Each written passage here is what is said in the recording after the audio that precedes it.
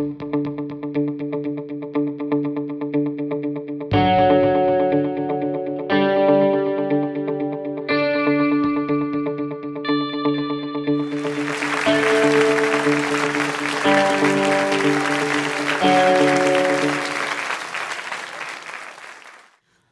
everybody. Thank you so much for coming, and thank you to Brian and Roy for hosting this fantastic WinX event. It's a tremendous honor to be up here speaking to you today. As Brian said, I'm going to talk to you about the on-duty death of my husband, whom his name was John Petropoulos, and he was a Calgary police officer up in Calgary, Alberta, Canada. I'm going to start today's presentation a little bit, just talking a little bit about who John and I were as individuals and who we were as a couple, because that played a tremendous role, obviously, in me determining how I was going to move forward after his death. So we met like any good Albertans did in the 90s. We got drunk in a bar at the age of 20, and the rest is history. And we had a great time. We were together for 12 years, so we were dating for 4 years, and we were living together for 4 years, and then we were married for 4 years. And the 4 years that John was a police officer was the same 4 years that we were married, just to give you a little bit of context. So it took John 8 years to become a police officer. That was totally his dream. He told me that basically when we first started dating. He knew he wanted to become a police officer. So he was a determined guy. He applied to every police service across Canada pretty much and got rejection after rejection after rejection.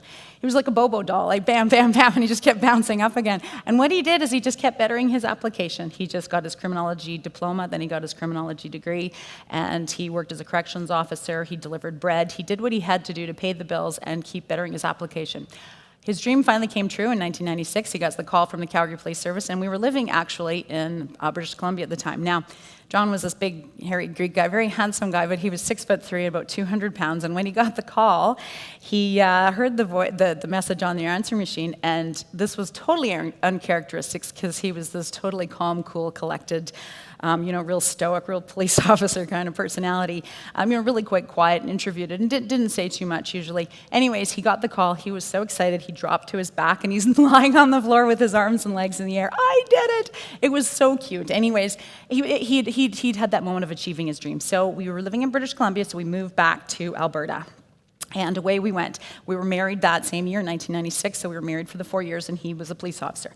Now, what I was doing during those 8 years was, I too had a dream. I wanted to become a writer, and I make sort of light of it, but the reality was I thought a lot about writing. I complained a lot about not having my time or money to write. I read books on writing. I took courses on writing. I did everything except for to get my butt in the chair and actually do the writing. And John was really supportive and encouraging. I mean, the poor guy had to listen to me whinge, right, about this for 12 years.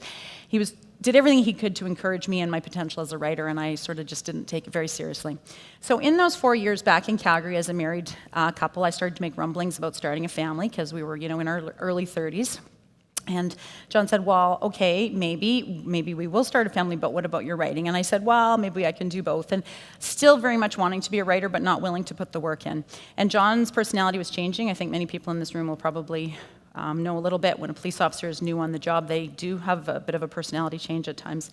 He was getting tougher and bitter and jaded, and sure as heck wasn't too keen about bringing a child onto this planet. And that's sort of where we were at, September 2000. So we went down to California because we had a wedding in Disneyland to go to, which ended up being amazing. We had a really, really good trip. We had fantastic sex in Vegas, and we went to the Grand Canyon, and we had a hoot at Disneyland. There was no other way I'd get John to Disneyland other than because he had to be there for a wedding. We went on all the rides. We had a ride. It was a really good trip. We didn't talk about work. We didn't talk about his work, my work. We didn't talk about me not writing, starting a family, anything like that. It was the old John and Maryanne back. We had the trip of a lifetime. And it turned out to be extremely significant. So we came back home, and this is sort of late September 2000, and then the poop hit the fan, and my mom called and said, would you like to, or not would you, that's not my mother. My mom said, would you please have Thanksgiving dinner for 15 people? And I'm like, ooh, well, I think we're both working, Mom, but I'll see what John has to say. Well, John didn't have very much to say about that. He says, you just don't get it, do you? And I'm like, what? And so this is Monday night. We get home, and Tuesday night the call comes in from my mom. And I said, well, come on, it's Thanksgiving dinner. I said, we can make it happen. He says, we're both working. I said, actually, I'm off on Thanksgiving Day. And he says, Maryanne, when are you going to start to say no to other people, and when are you going to start to say yes to things you really want to do, which is supposedly your writing? And I'm like, you're being a jerk. And he's like, okay. So you know what he did? I couldn't believe this. He gave me the silent treatment. Never happened before. We had 2 or 3 days in our house, this big, beautiful house that we may or may not have filled with children, had our dog, and we weren't due to go back to work until the end of the week. So John was going to start back to shift on Thursday night at 9 p.m., and I started back to work on Friday morning. So here we are rattling around in this big house. Our dog's looking at us like, what the heck's going on? And finally, Thursday afternoon rolls around, September 28th, and John says, let's go to the dog park. And I'm like, big of you talking to me again. So we go, and I've had time to think, right? So I'm at the dog park, and I take a deep breath, and I say, John, I am so scared I'm going to wake up 20 years from now and still not have finished writing a book. And you know what he says to me? He looks at me, and he says, probably right about that, as long as you know that'll be your choice. You're a dink. We're supposed to be making up. Pardon my language. We're supposed to be making up. And you know what he does? He throws back his head and he laughs. He says, you're right. I am being such a jerk. That was our last conversation. I took him to work that night, dropped him off at the Calgary Police Service District 6, which is in the south part of the city where we lived. He goes into the building, and just before he goes in the back door of the police station, he turns around and gives me this little wave. No big romantic, I love yous or anything like that. Just a little wave, goes into the door, and I drive home, and I think on the way home, I thought, geez, he's acting funny. I think I'm going to figure out what he's trying to tell me here about this writing business. So I say to myself, I'm going to wake up tomorrow morning at 5 a.m. and set my alarm for 5 a.m. and do a little bit of writing before going into work.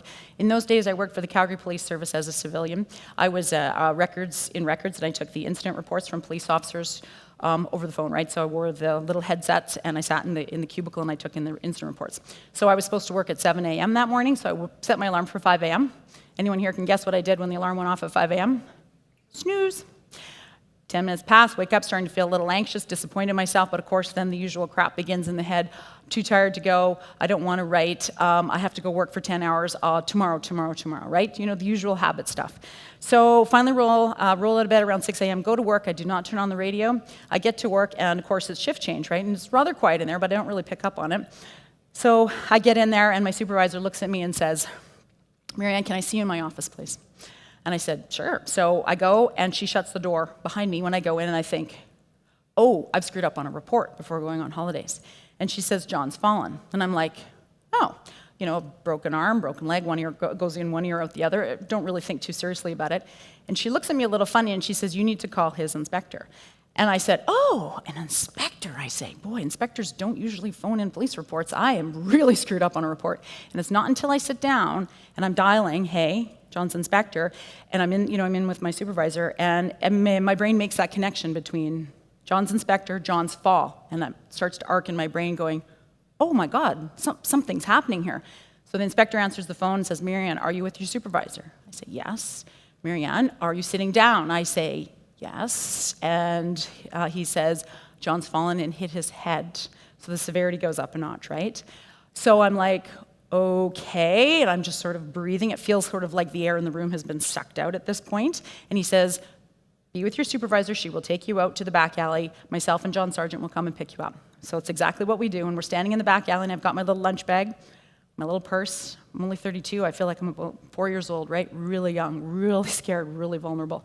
I stand there, I look at my supervisor, and of course she's Calgary Police civilian. She and everybody else in the Calgary Police knows this is huge. Officer down, word spreads like wildfire, you all know that.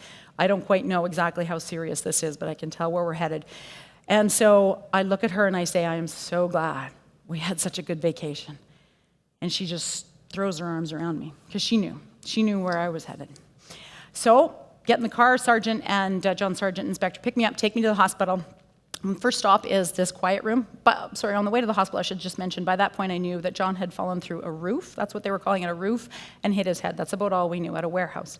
So I get there into the quiet room, and I'm sitting with John's partner that evening, a policewoman named Lil.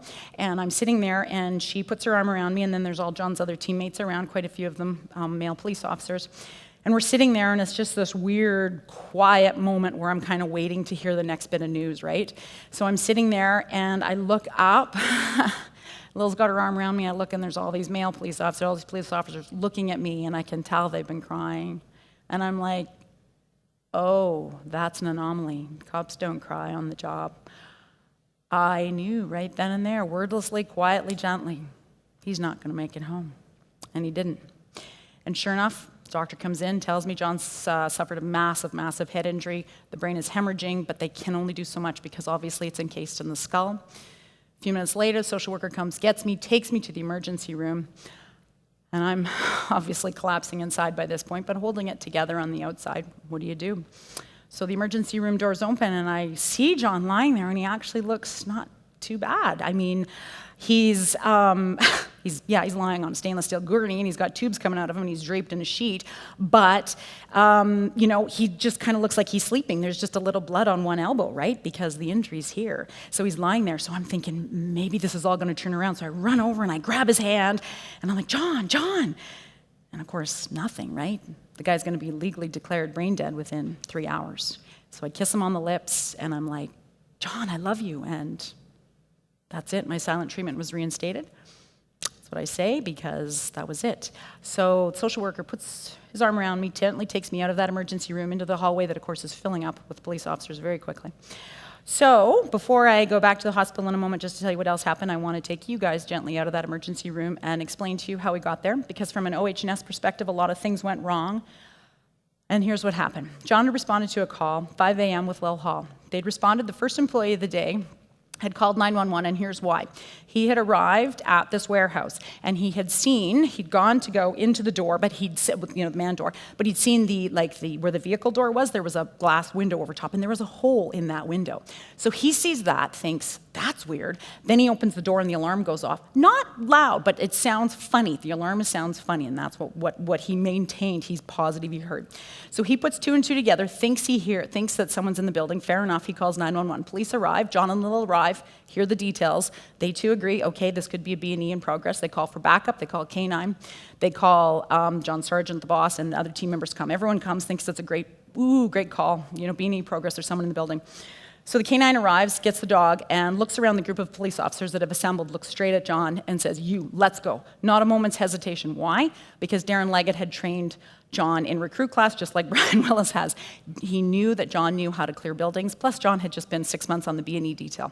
So he chose John to go in the building. So K9, obviously, and the dog stay on the main level, and John goes up this ladder, this wooden ladder, up to the mezzanine level. So he goes up there, and he's standing on about a 5x5 landing, we'll say, and then there's another ladder there with more storage stuff up there. And so it was deemed a permanent workplace. People did go up there on a regular basis. So John goes up there. He's standing on this 5x5 ladder. He takes a step from a safe surface over some very low-lying conduit wires like this to what looked like a safe surface, but it was not. It was the top of a false ceiling. There was no safety railing in place to warn him or anyone else of the danger. He takes the step, whoomp, falls through 9 feet, falls into the lunchroom below. Unbelievably, someone the day before had left a chair in the middle of the lunchroom, so the back of John's legs hit the top of the chair, projecting his body backwards, the back of his head hitting the ground, the concrete, with enough force and angle to cause a massive brain injury, right like that. 9-foot fall.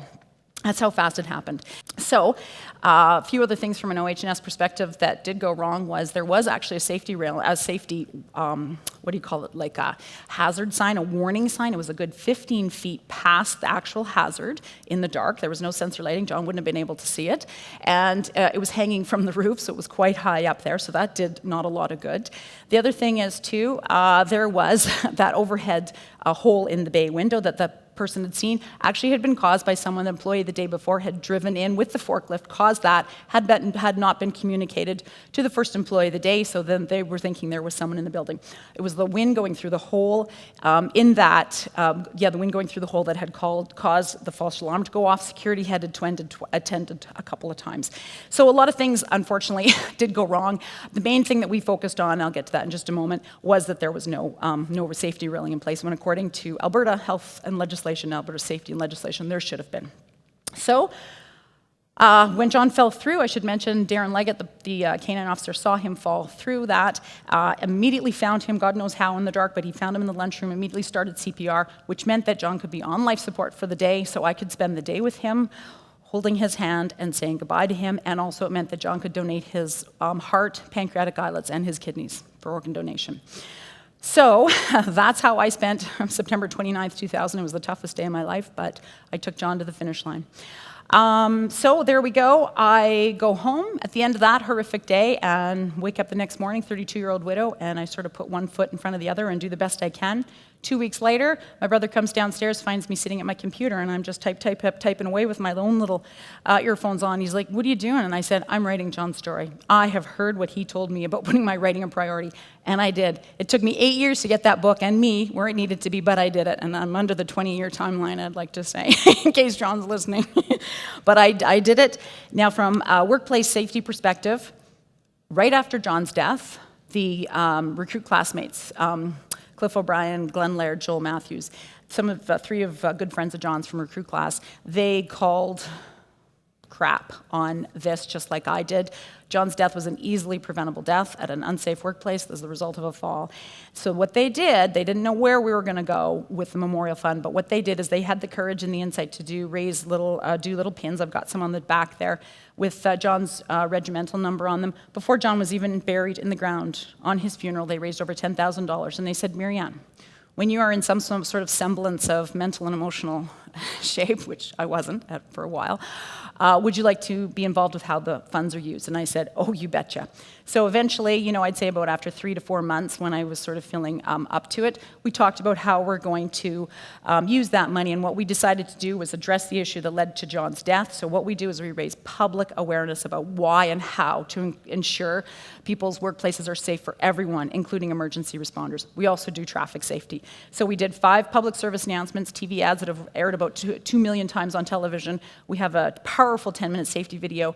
We do presentations like this. There's a whole team of speakers that do these presentations at safety conferences. We go out into the public, into schools, conferences, and we teach people this was a preventable death. Here's what you can do to help make sure nothing like this happens to your own employees or to emergency responders who will not be aware of the hazards in your workplace.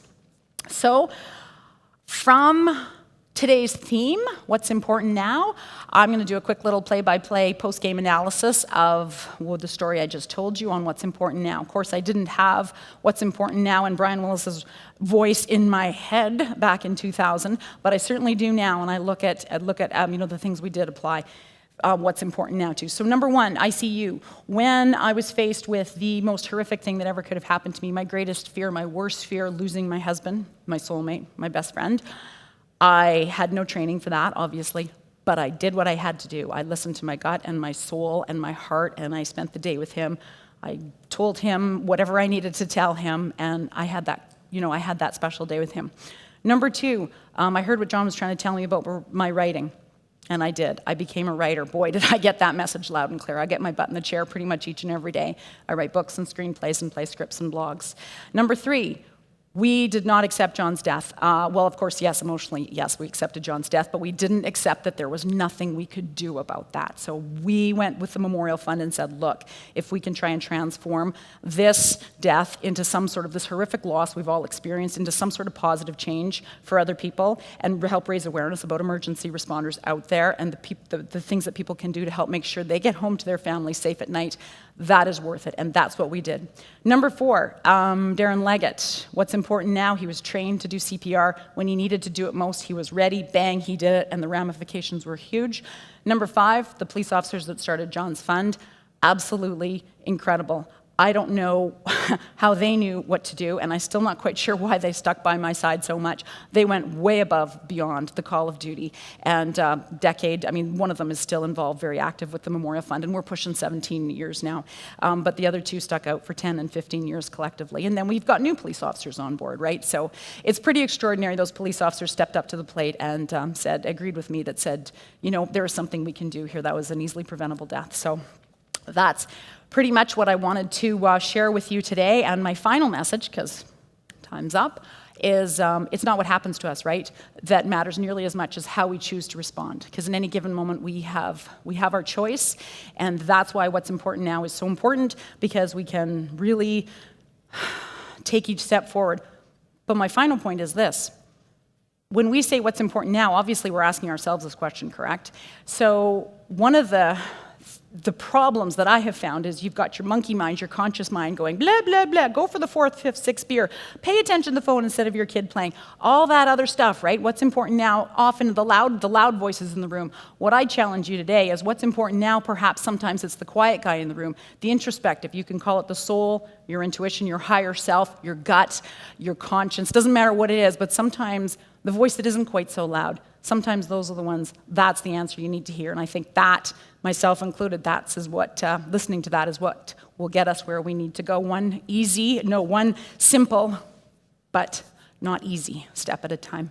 Thank you very much.